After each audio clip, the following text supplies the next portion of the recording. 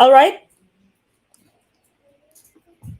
Okay, and we are live. Good evening po sa inyong lahat mga kagura. And of course, welcome back to Gurong Pinoy. Hello po sa lahat ng members, of course, ng Team Brunner, Section A, Section B. These are our full membership program. And of course, we also have Section C for our pre-board, final coaching, and classified files alone. Again, if you are still not a member of any of those groups, just send a message to our Facebook page. Very easy to become a member of Team Brunner para po siguradong makakapasa tayo for your LET March 2023. And again, we will be giving an incentive of 100,000 pesos to our top notcher, top one, for March 2023 na licensure exam for teachers. If there's going to be more than one, then you'll have to divide our incentive. Again, that's added motivation to all of you para po tayo magpursige, mag-review ng mabuti, para po siguradong hindi lamang papasa, tayo din po ay magtatap sa ating LET na March 2023. Malapit na po sa Wednesday ay February 1 na. And so we only have a few days left, a few weeks left bago po yung inyong licensure exam for teachers. And so please put on your full gear, dapat po nasa proper mindset na tayo. And one way, of course, for you to prepare for your upcoming LET is by watching all our videos, mag-movie marathon. Kapag wala po tayong live, punta po kayo sa ating pong YouTube channel, that's also Gurong Pinoy. All right, now tonight's discussion is professional education. Huwag pong kalimutang i-share ang ating video. Again, paki-like, love, share our video. You can also start a watch party. You can also tag all of your friends who will be taking the LET in March of this year. And of course, you can also show your support by sending us stars on Facebook, super chat, super stickers naman po sa ating YouTube channel. Hello din sa lahat ng members ng Team Brunner, Team Piaget din po, and of course, yung ating mga LPTs from Team Piaget, Team Gardner, and Team Erickson, yung mga dati nating members na ngayon ay LPTs na. And of course, next in line na yung ating Team Brunner. Again, paki-share na po ng ating video so that we can reach out to more people. Please do like, love, and share our video. Send us stars on Facebook, send us super chat, super stickers naman sa ating po YouTube channel. Kung ikaw po ay under BSED, meron din po tayong mga majorship na programs. There's one for English, there's Filipino, there's social science, general science. We also have TLE AFA, meron din po tayong MAPE, and mathematics. So kung under po kayo in any of those majorships that I've mentioned, magpa-member po kayo sa ating po majorship program. Alright? Okay. Again, Prof Ed po tayo tonight. But before we start with anything else, of course, let's all have our opening prayer. Paki-like na po, paki-share ng ating video. Let's all have our opening prayer. So samahan niyo po ako mga kaguro.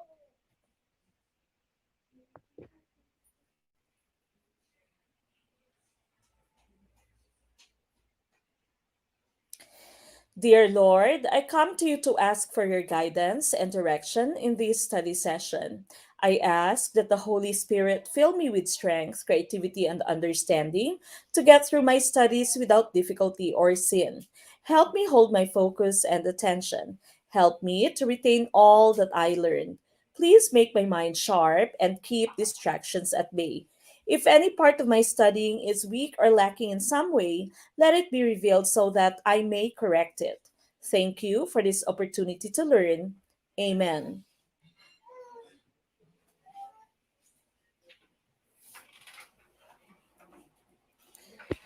All right, now once again, tonight's discussion is centered on professional education. Please do like, love, share our video. Maraming salamat to all our sharers. Paki-share na po ng ating video so that we can reach out to more kaguro. Start a watch party or tag your friends. So again, paki-share na po ng ating video para po mas marami pa po tayong matulungan. Mag-send po ng message sa ating Facebook page if you'd want to become a member of Team Brunner. Ganon din po sa ating pong mga majorship, po pwede po kayong magpa-member pa, mag-send lamang po na message sa ating Facebook page, that's Gurong Pinoy, and of course, our YouTube channel is also Gurong Pinoy. Okay, so again, paki-share na po, share ang ating video, paki-share na po everyone. Let us all start with question number 1 for Prof Ed tonight. Number one, what current educational trend or education trend focuses on studying the basic concepts, beliefs, and values underlying our democratic political community and constitutional order? Is this letter A, civic education, letter B, development education, letter C, peace education, or letter D, multicultural education? What is our choice? Question number one.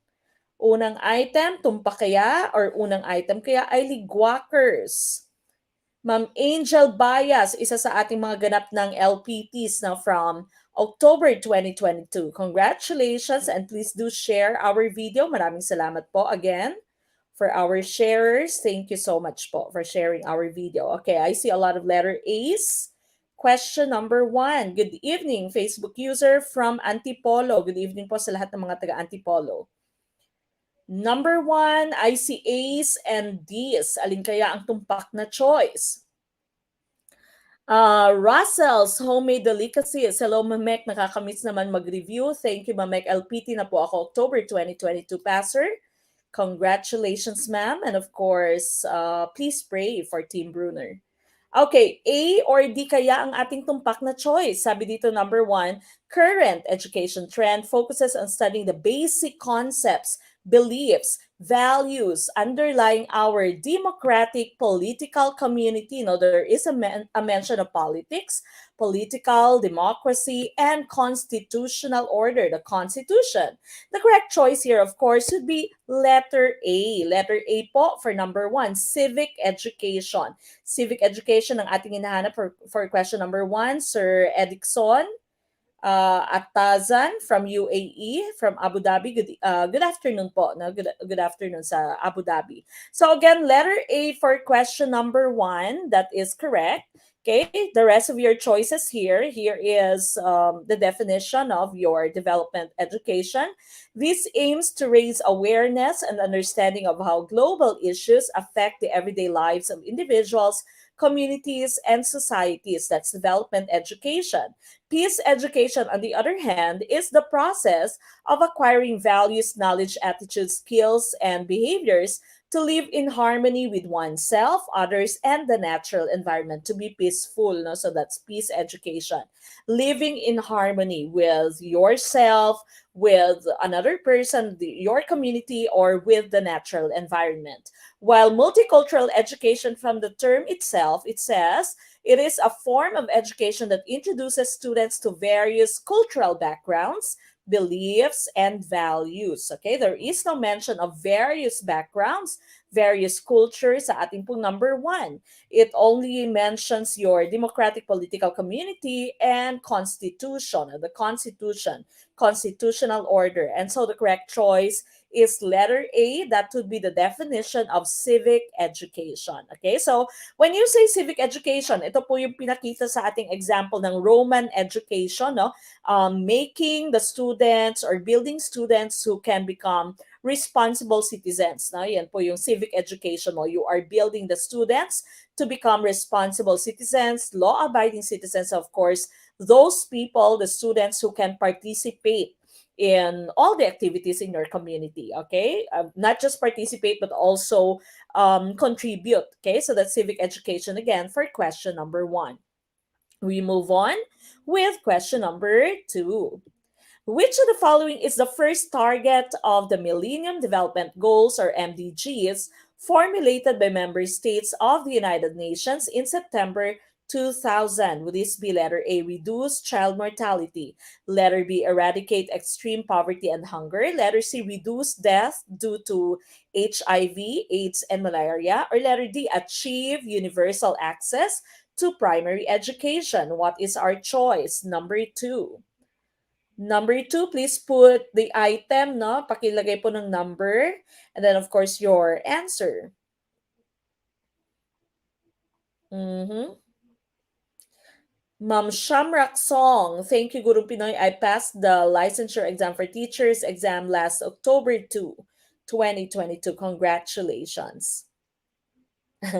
Sabi ni Facebook user, ang andadax at saka anhahaba. ang hahaba daw ng mga choices kanina, no? Kasi tuloy. Kaya as you have seen, no, as you may have noticed, I have actually adjusted the time. Ginawa kong 2 minutes, meron mga 1.5 minutes. Meron din naman yung mga maiigsi, one minute lamang.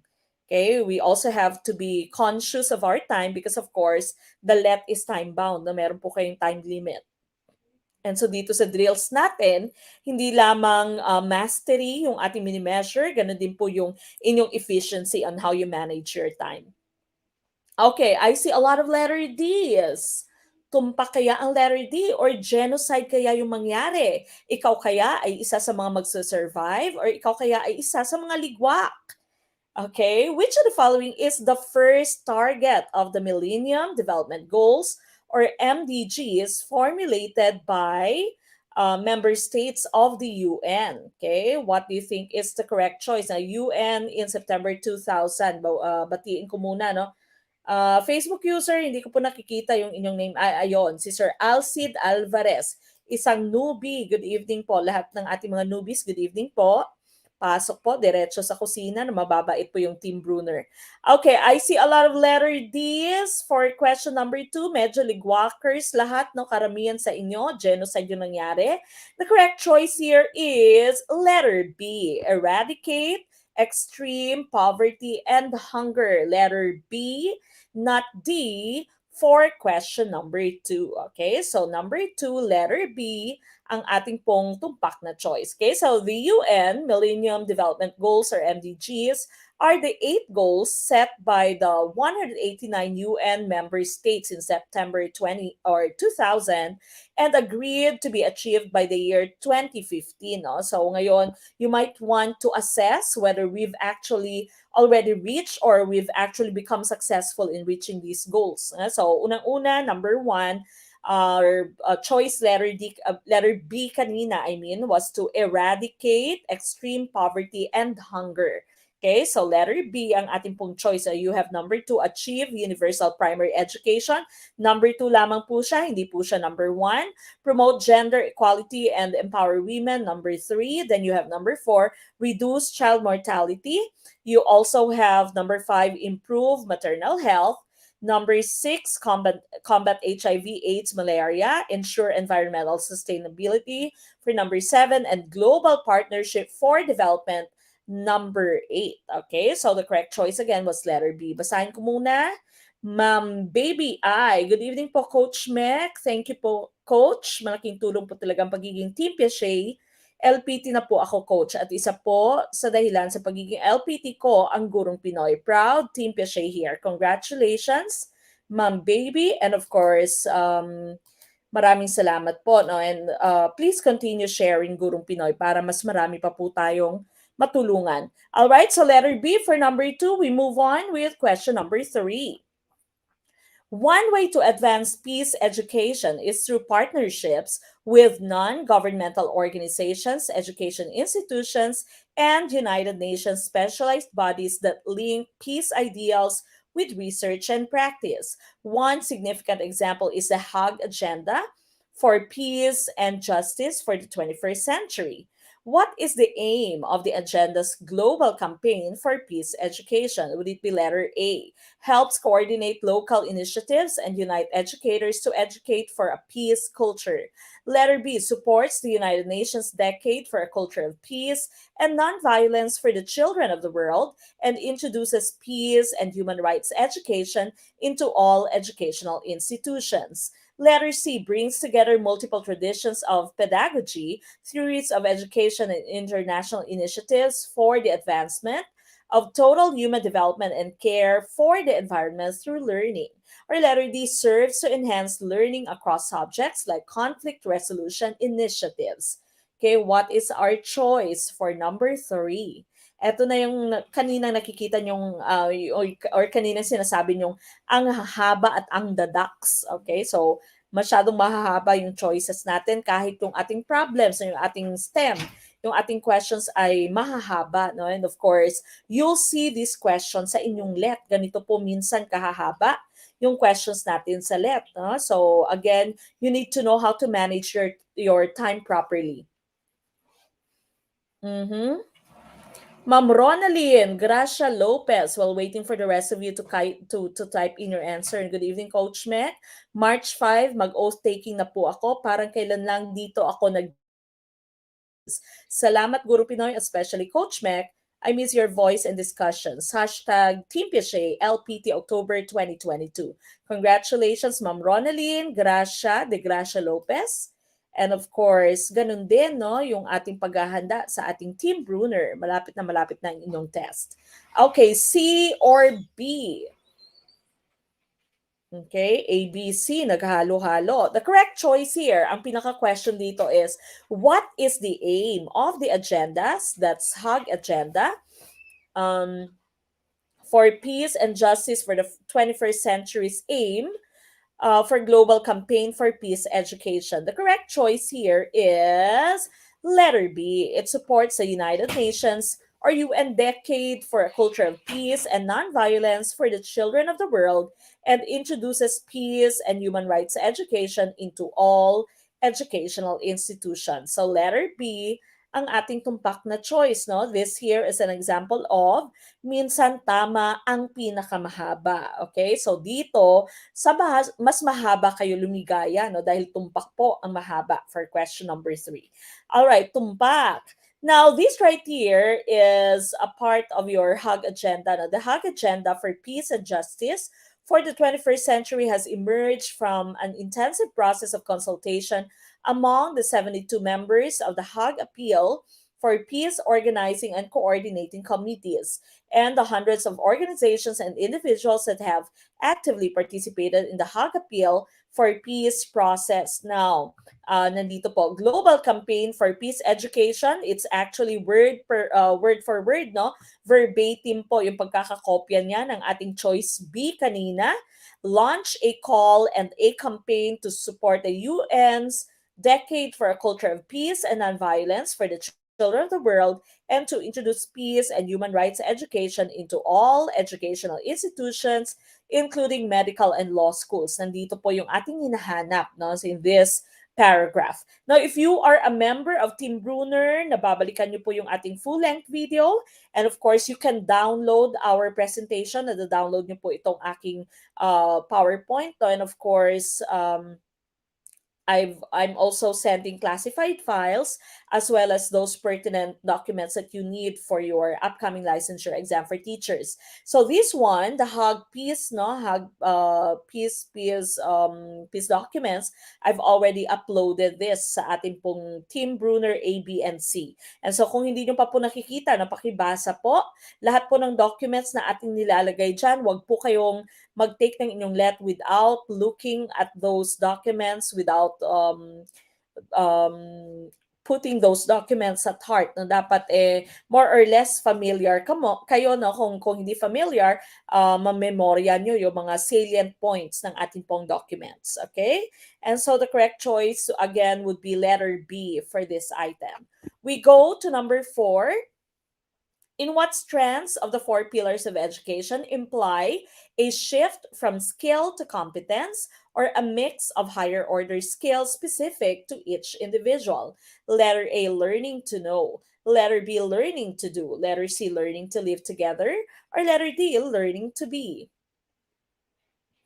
If you have not watched our Pillars of Education na video yet, pakilagay po sa ating notebook na watch our Pillars of Education. 4 Pillars of Education. You can see them in our choices, but of course, we know that there already is a 5th pillar. Okay, so yung 5th pillar po natin is learning to transform.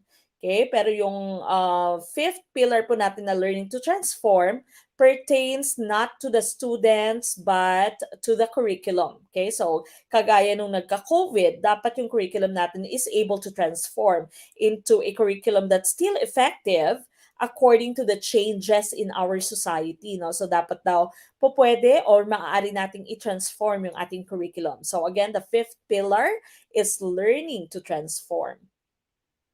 Okay, letter D. I see a lot of letter Ds. Yung pinaka-hint mo dito, from skill to competence.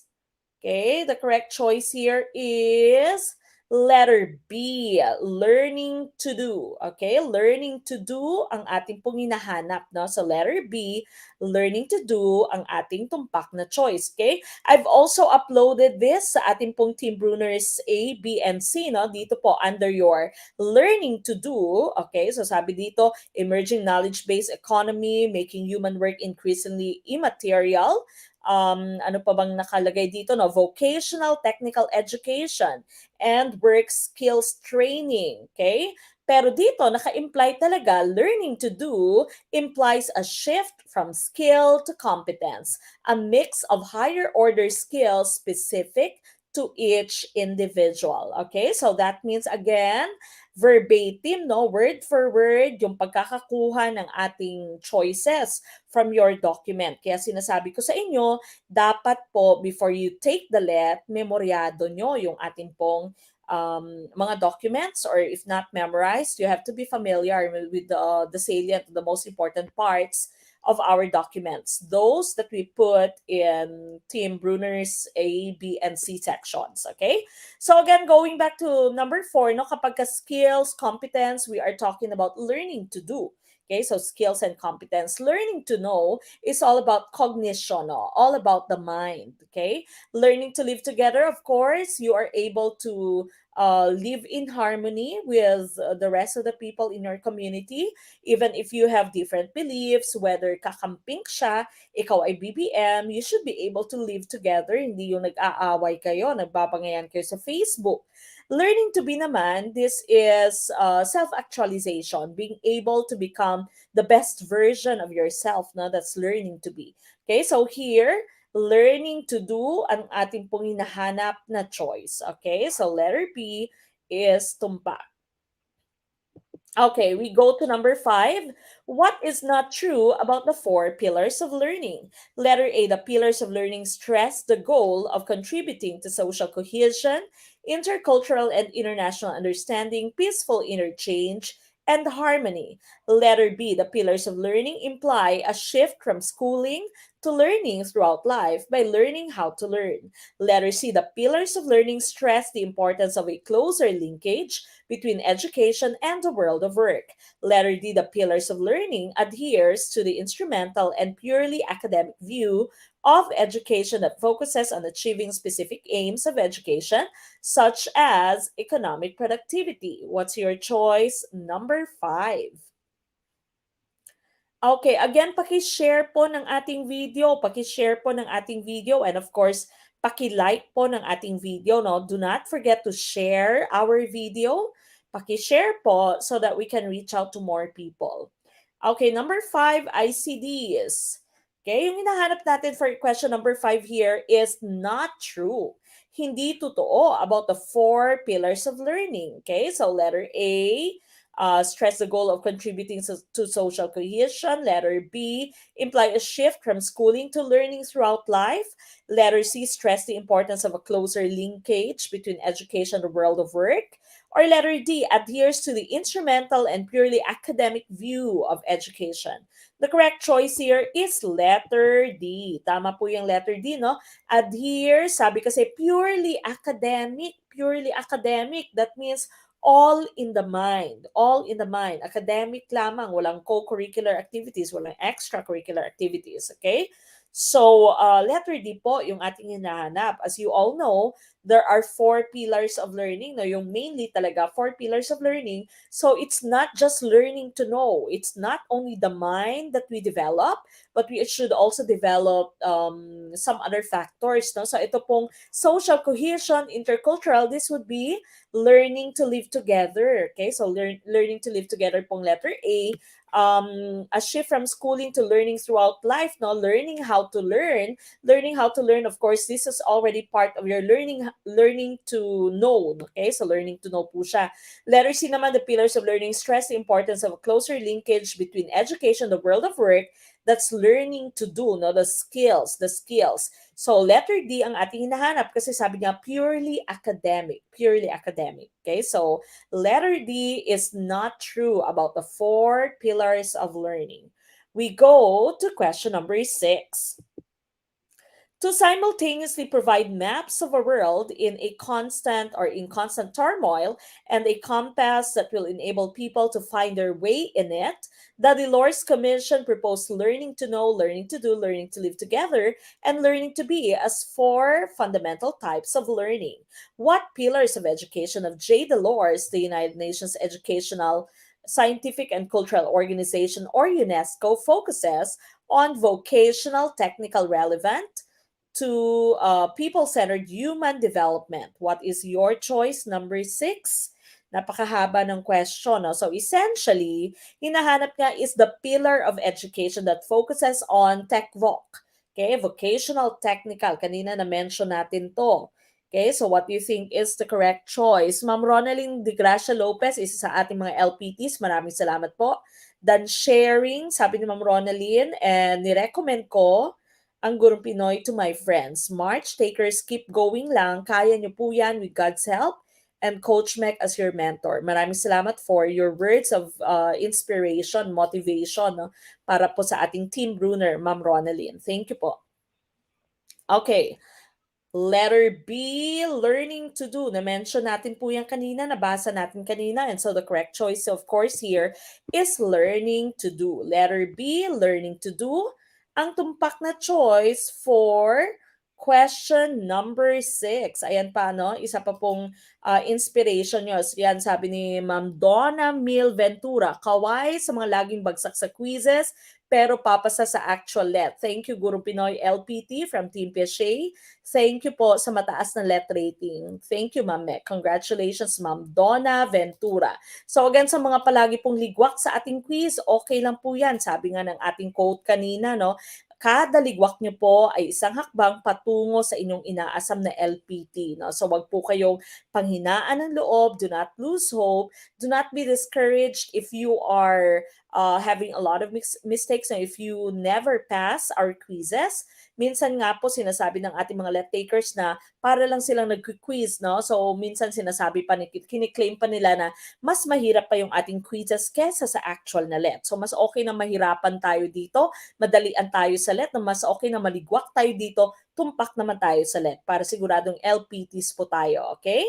All right, we move on with question number 7. What is celebrated every December 10th? Letter A, Mother Language Day. Letter B, Human Rights Day. Letter C, Earth's Day. Or letter D, International Day of Tolerance. Okay, what is our choice? Letter B for number 7. I see a lot of letter B's. Number 7, December 10th. What do we celebrate on December 10th? Yabang factor. Okay, what is celebrated every December 10th? The correct choice here, of course, is letter B. That's your Human Rights Day, no? International Human Rights Day, ang December 10th. The rest of your choices, no? So again, International Human Rights Day is celebrated on the 10th of December. The rest of your choices, Mother Language Day or International Mother Language Day, is Feb 21st. Then you have Earth's Day, April 22nd. International Day of Tolerance is November 16th. Okay? But we are looking for letter B, Human Rights Day or International Human Rights Day for question 7. We go to number 8. Which among the following is not a core principle of human rights? Letter A, human dignity. Letter B, non-discrimination. Letter C, universality. Or letter D, independence. Okay, so this is connected with the previous item.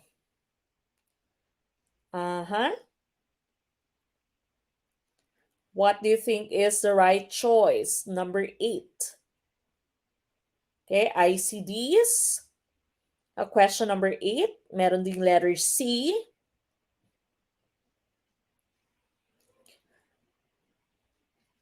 Okay lang po yung maligwak na yung mga naliligwak. Again, sabihin nga natin, ligwak, yehey! Okay, because that means we have learned. Making mistakes is one very effective method of learning. Okay, so don't worry po kapag tayo ay naliligwak. Okay, number 8. Which among the following is not a core principle of human rights?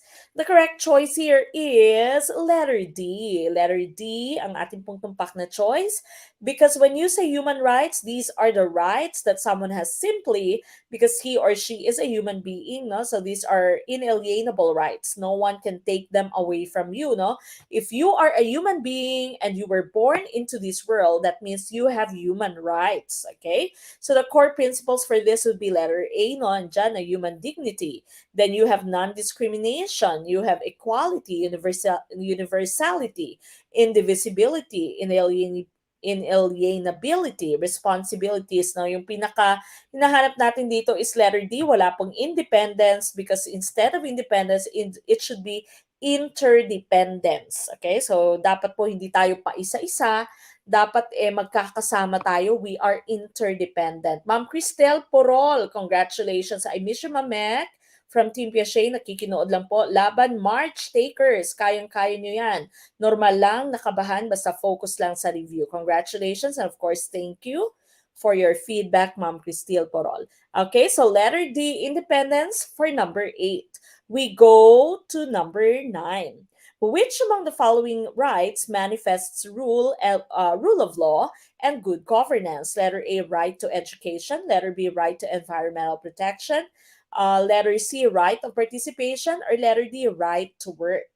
What is your choice? Sir Poy Valdez Aplaon, isa sa mga mababait nating miyembro ng Team Brunner. Mamek, wala na kami session for majoring, English major here. Meron po tayong nakapaskil na schedule sa inyong teams, no? This coming weekend po ay magkakaroon kayo ng inyong pre-board. Okay, so pre-board po kayo this coming weekend. That's the 4th and the 5th. Tama ba? 4 and 5, no? So Feb 4 and Feb 5 na magkakaroon po kayo ng inyong pre-board. Sasagot po kayo ng 150 items, except of course for math, that would only have 120 items. Then the following weekend, we would already start with our final coaching discussions. Okay, so po pwede pa pong humabol, yung mga gustong humabol, no? Pwede niyo pong balikan yung mga na-miss nyong videos. Okay, letter C for number 9. ICCs, meron letter A, no? So sabi dito, yung hint nyo dito, kasi ito po yung pinaka-hint ninyo, pinaka-technique ninyo when you are answering your Prof Ed, maghahanap po kayo ng hint sa ating pong question, no? So sabi dito, following rights, now which among these manifest rule of law and good governance? So the rule of law and good governance. When you say the rule of law, of course, majority, good governance, no one is above the law. Okay, so what do you think is the right choice? Right to education, right to environmental protection, right of participation, or letter D, right to work? The correct choice here, of course, is letter C, right to participation ang ating pong hinahanap. Okay, so the foundations of the right to participation are shaped by the possibility of any individual to be involved in decision making which affects her or his interests. Everyone should be able to participate in society to defend her or his interests, to help create a society which also fulfills her or his interests and desires. Okay, so again, majority rules, especially if you are in a democratic country, so you have a right, you have a right to participate. Okay, so to be involved in decision making, good governance, so andyan lahat. Kaya po meron tayong mga transparency board. Dapat kahit na ikaw ay regular lamang na mamamayan, simpleng mamamayan ka lamang, nakikita mo kung ano yung mga nangyayari sa ating gobyerno. Okay, so good governance, rule of law, those are all part of your right of participation. Okay, so letter C for number 9. We go to number 10. The rapid traversing of ideas, attitudes, and values across national borders generally leads to interconnectedness and interaction between peoples of diverse cultures and ways of life. What is being referred to? Is it letter A, cultural globalization, letter B, fundamentalism, letter C, multiculturalism, or letter D, clash of civilization? Okay, what is our choice? Okay, you have several hints there, no? Sabi number 10 mo, traversing of ideas across national borders. Ngayon, kahit na yung isa nasa Spain, yung isa nasa Amerika, yung isa nasa Pilipinas, yung isa nasa Cambodia, nasa Thailand, nasa Saudi, po pwedeng mag-traverse yung mga ideas natin, attitudes, values, and so there is the feeling of interconnectedness. There is a feeling of interaction. Katulad ngayon, no, kanina meron tayong binasa na from Abu Dhabi. Okay, so kahit taga Abu Dhabi, dati nga meron pa mga nanonood sa ating mga India, no. Dati I would try to speak using English more because some people from India would watch us. So yung meron ako dating nagre-request talaga if I can use English more because nakikinood sila na yung mga kumukuha din sila ng exam for principalship, no, sa India. Okay, so even if someone is living in another country, you still feel that you can be connected. You are having these interactions. You can traverse and you can share your ideas. The correct choice here, of course, is cultural globalization. Okay, so letter A, cultural globalization, ang ating pong tumpak na choice. No, meron ka ng mga clues dito: diverse cultures, ways of life, interaction, interconnectedness across national borders. Okay, so correct choice is cultural globalization. Hindi po multiculturalism. When you say multiculturalism, magkakaiba-iba lamang yung inyong kultura. Hindi po clash of civilization. Napaka-negative naman ng letter D, no? Ang fundamentalism naman po, this is conservative religious movement characterized by the advocacy of strict conformity to sacred texts. Na? So, fundamental. When you say fundamental, they read the text, they follow the text, especially the ones in the Bible. Okay, so letter A, cultural globalization, ang ating pong hinahanap. All right, we go to number 11. The impact of conflict on children, whether as victims of war or child soldiers, has been brought to world attention through media, international organizations, and eyewitness accounts. What is the best thing to do to help children affected by conflict? Okay. Is it letter A, employ education to regain parts of lost children and to facilitate the experiences that support healthy social, emotional, and intellectual growth and development? Letter B, provide employment opportunities for them as well as their parents to attain financial independence. Letter C, offer them to migrate to the neighboring countries as foreign refugees. Or letter D, secure their safety by imposing strict curfew hours. Okay, kapag ka may gera, and of course may mga batang victims of war or soldiers, na yung mga minsan merong mga Abu Sayyaf, for example, na nagte-train, yung mga ISIS na nagte-train ng mga child soldiers. Okay, how can we help? Okay, what is the best thing for us to do to help these children? Okay, what will we do? Kunwari, nangyari sa Syria, nangyari sa ano nga kaaway ng Russia, Ukraine. Okay, so what can we do? If we have kids that are involved in war, might be as child soldiers or might be as just victims of war. Okay, of course, they are displaced, hindi sila nakakapag-aral because they have to move, no? Takot sila, hindi sila nakakatulog. Okay, what do you think is the correct choice? Sir Niok, si Ma'am Niok Alalam. Nakakamiss manood ng live discussion nyo, Ma'am Mek. Salamat sa Gurong Pinoy, lalo kay Ma'am Mek, sa super galing na pagtuturo sa amin. LPT here, October 2022, proud Team Piaget. Congratulations, Ma'am Niok or Ma'am Queen. And of course, ganun din, malapit na yung ating Team Brunner. Naghahanda na po para sa March.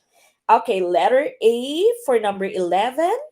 Okay, of course, hahanapin natin pinakamaganda. Sabi dito, employ education, gamitin ng education to regain parts of lost children, facilitate their experiences to support healthy social, emotional, intellectual growth and development. Letter B, provide employment, bigyan ng trabaho, hindi lamang sila, pati na rin yung kanilang parents. Yan yung sinasabi ng letter B. Letter C naman, offer them to migrate, no, punta sa neighboring countries. Or letter D, secure their safety by imposing strict curfew hours. Huwag palalabasin ng bahay.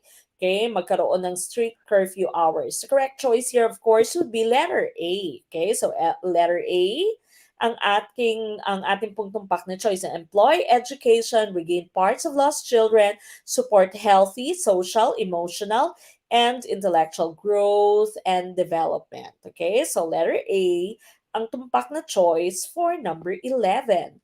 We go to number 12. Why are educational environments very crucial to peace education? Letter A, the social, cultural, economic, and political context in which educators work shape the specific content and methods they choose for peace education. Letter B, the variety of educational settings from rural to urban, school based to the community, and within the formal curricula or non formal popular education projects are relevant to peace education. Letter C, many teachers infuse peace education into traditional academic subjects such as literature, math, science, history, language, civics, and the arts. Or letter D, all of the above. Kaway-kaway sa mga nagpa-play safe. Okay? Sa mga nag-letter D, all of the above na tayo. Okay? Kasi mas safe, no? Lahat na. Lahatin na natin. Okay, so number 12, yung question na naman po, bakit importante, bakit crucial yung educational environment to peace education? Okay, the correct choice here, of course, is letter D. Tama po yan lahat, no? Lahat naman sila positive, sabi ng letter A, kasi kung ano yung klase ng konteksto na meron yung teacher, ito ay nakakapag-shape ng content and method na gagamitin niya. Letter B naman, the different educational settings, no, would be relevant. Ganon din naman sa peace education. Magkaparehas lang yung A and B mo. Letter C mo, kahit na traditional yung academic subjects, po pwedeng dagdagan, po pwedeng i-infuse, po pwedeng ilagay, no, i-connect yung peace education. Okay, so letter D, all of the above, ang ating pong tumpak na choice. We go to number 13. What kind of tension is referred to when people prefer quick answers and ready solutions to many problems, even if it calls for a patient, concerted, negotiated reform strategy. Letter A, tension between modernity and tradition. Letter B, tension between long-term and short-term considerations. Letter C, tension between spiritual and material. Or letter D, tension between individual and universal. What's your choice? Again, if you are not a member of Team Brunner, napuputol po yung ating video sa YouTube at sa Facebook. So magpa-member po kayo sa Team Brunner para po dire-diretso yung ating panonood na babalikan niyo po lahat ng ating videos, kahit yung mga na-miss niyo pong videos, and of course, nada-download niyo po yung ating PDF file. Meron pa po mga importanteng files na inyo ding nada-download. Kasama na po yung ating pre-board, no? There's no need to enroll sa ating pong classified files, final coaching, kasi libre po yan if you are a member of Team Brunner Section A and B. Kanina meron akong nabasa na member siya ng Section B ng Team Brunner, gusto niyang lumipat sa Section C dahil sa classified files. Hindi po, no? Kasama po yung inyong pre-board, final coaching, classified files if you are a member of Team Brunner Section A and B. Okay? So, be a member, no? Be a member po ng ating pong Team Brunner.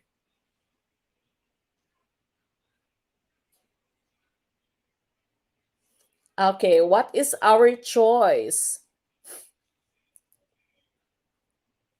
Basahin ko lamang, Ma'am Timmy Inciso, hindi ko po nakikita yung inyong picture. I mean, yung picture pong gusto nyong ipatarp, no? Hindi ko po alam kung kayo po ay nag-send na. Baka iba po yung real name nyo. Good evening, Ma'am Mek. I'm very proud po na dahil sa pakikinig ko po sa inyo ay nakuha kong maging LPT last October 2022. Team Piaget po. Laging tatandaan ang mga keywords na binibigay ni Ma'am Mek. Kahit na minsan pakiramdam mo, hindi ka agree, tiwalaan mo yung sagot ni Ma'am Mek kaysa sa sagot mo. Okay, Ma'am Timmy Inciso. Okay, okay lang po yung mag-disagree. No? Meaning tayo po ay nag-iisip. Okay, but of course, you have to listen then sa inyo pong teachers as we all listen to all our teachers. Okay, the correct choice here, of course, would be, I see a lot of letter B's. Okay, the correct choice is letter B, of course. So, sabi kasi, kahit na kailangan is patient, concerted, negotiated reform strategy, no? Patient, no? Mas mapasensya. That means mas mahabang panahon dapat yung kailangan. Gusto niya ay quick answers and ready solutions. So, parang panliligaw lang to, no? Gusto mo sagutin ka kaagad, no? And so this means merong tension between long-term and short-term considerations. So just a matter of time. Okay, so long-term and short-term considerations yung tension mo. Pag tension between modernity and tradition, hindi mo alam whether you'd follow the modern methods of doing things or tradition. Hindi mo alam kung ikaw ba'y mamamanhikan or magpo-propose na lamang no sa harap ng kanyang friends, for example, or yung mga ginagawa dati ng pamamanhikan pa, pupunta ka ng bahay, mag-iigip, kung ano-ano pang ginagawa mo sa bahay. Tension between spiritual and material, your tension is whether you'd want to follow the holy ways or you'd become a material girl, okay? You'll be more on the material. Tension between the individual and universal, of course, whether you should follow your own choice or you should follow the choice of most people, okay? So universal. So letter B ang ating pong hinahanap na choice. Okay, Facebook user, sabi ni Facebook user, ano pong pinagkaiba ng Team Brunner at Team Piaget? Tapos na po yung Team Piaget, ma'am or sir. Team Piaget po was for October 2 natin, last year natin na group, no? So ngayon po, yung for March is Team Brunner. Okay, what is considered a political impact of globalization? Letter A, changing education's role in preparing students for the world of work. Letter B, the threat to the autonomy of national educational systems by globalization. Letter C, reforms in education as lifelong education. Or letter D, branding, globalization, and learning to be consumers. Okay, what's your choice? Number 14. Okay, ano kaya ang tumpak na choice natin for question 14?